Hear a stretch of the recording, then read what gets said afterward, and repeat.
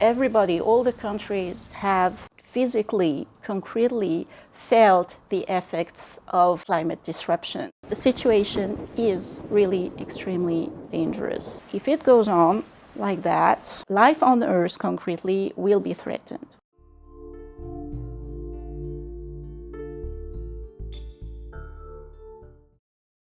We want to mobilize everybody. We want to mobilize the civil society who are feeling the effects. We also want to include the regions, the cities like Hong Kong, because concretely, Hong Kong has assets. To set an example, it's one of the main financial centers with a lot of capacities in financial innovation. Hong Kong took an interesting initiative, which is to force the vessels to switch to a less emitting fuel when they stop in Hong Kong.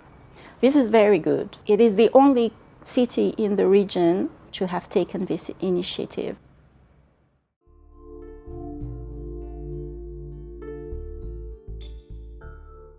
You've got to know what you're doing, what your problems are.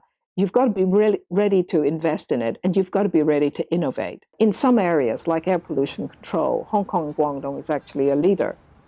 Apart from reducing emissions, the other thing that we've got to do is to adapt the infrastructure in our city to withstand the climate risk that we have. So we want to look at both things. And then energy efficiency in our buildings become extraordinarily important for Hong Kong, and that's the path we are going on.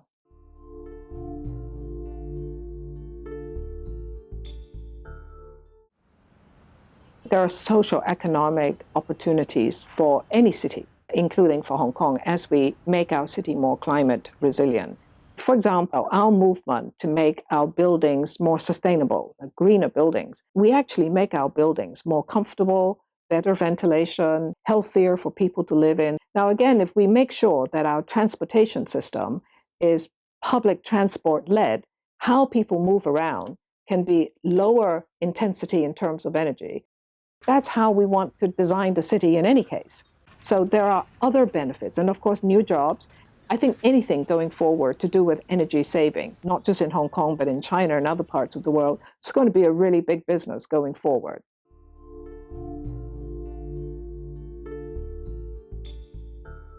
After the climate meetings in Paris in December is really to look at how we go forward, how we can do better both on emissions reduction and on adaptation.